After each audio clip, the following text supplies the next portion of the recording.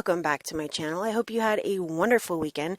Today we're looking at different impact dispute levels and how they could possibly increase or decrease your ability to obtain results. Now, what am I even talking about? The first thing that you need to realize is that there's more than 20 different tactics and over 4 methods for removing negative items, right? And the difficult part of this is deciding which to use, right? Because using one over another will either increase or decrease your ability to obtain results, and it will also increase or decrease the total duration of your disputes, right? So one thing that you want to remember is that proper preparation prevents poor performance. So this is why we put in so much time to figure out how we should be disputing. Now, in this example, I'm just very simply using a charge-off because with charge-offs, it's very, very simple to show 3 different strategies. So we're looking at factual, tactical, and challenge. Now, under factual, let's just assume that we start with blatant inaccuracies because that's really where you should be, be starting. Now, you can access this to go over it whenever you would like to in the description. So open up the description, click on the link, and you can go check this out yourself. But if we start with blatant inaccuracies, then using the factual disputes, we would go date last active, notice a dispute, date of last payment, and then their failure to perform an actual investigation, because we would be looking at the status update date, right? Now, alternately, for factual, we could do date last active, date last paid, and then something in the payment history, right? Like first date of delinquency, activity after the close date, etc. Now, if we were to do tactical instead, we could start with a tactic such as Joe the Plumber, which is, hey, I'm a regular person. I don't know these laws. I don't know how I'm supposed to be writing this letter. I just need you to remove these things because they're inaccurate, and that's the part that I do know, right? If we started there, it would, number 1, prove we are not a credit repair company, and number 2, prove that we are not sending in a template. We'd be able to get past the OCR and very simply get our disputes, into an investigation, right? So if we did that, we could follow it up factually, and then obviously we already went over factual, and then you can even do something such as targeting the date updated to prove that they never investigated, a multi-letter shuffle, or you can even end this with violation bingo, because on round 5, you should have at least 3 violations to go after, right? Alternately, under tactical, we could start with factual, multi-letter shuffle, squeaky wheel, and repeat offense. So all of this means, and if you can figure out what these are by going back to 2018 summer, where I actually go through every single tactic, okay? But multi-letter shuffle is very, very simply where you are sending, let's just say, only 2 of your accounts on this letter. You're sending it out on Monday. You're sending that one for Experian, and then for Equifax, you're sending out, only 3 disputes on that one. So you are basically making more paperwork for them in an attempt to basically, number 1, fall through the cracks, and number 2, create a lot of paperwork for them. Okay, squeaky wheel is where you are sending in a ton of disputes, you're faxing it, you're calling, you are making complaints, you are doing all this stuff. It's basically, that's why it's called the squeaky wheel, because you are hitting every single rung and you are just continuing to attack them.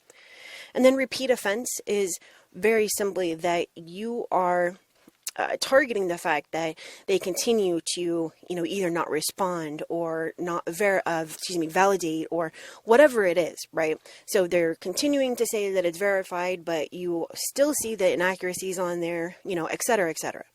Now, under challenges, you could start with, very simple request for investigation, move on to method of verification, and then hit the fact that, the remaining accounts or all the accounts do not report per the FCRA requirements, no documentation. So, you're saying that this is verified. I know you don't have any documentation. You're required to actually have this documentation prior to ever even doing my investigation. Where is it? If you don't have it, it needs to be removed, right? And then, creditor or collector didn't respond to my requests and stuff like that. Alternately, you can go start with the FCRA requirements, independent investigation, meaning that they're just repeating what the creditor is saying, and for a fact that there's no investigation that's actually been done. And lastly, you can restate and report.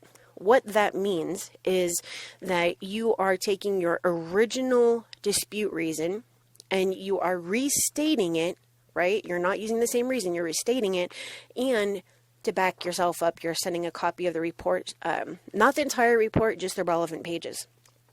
Now, why does this matter? It matters because, like I said, what you choose to do will either increase or decrease probability of results and total duration.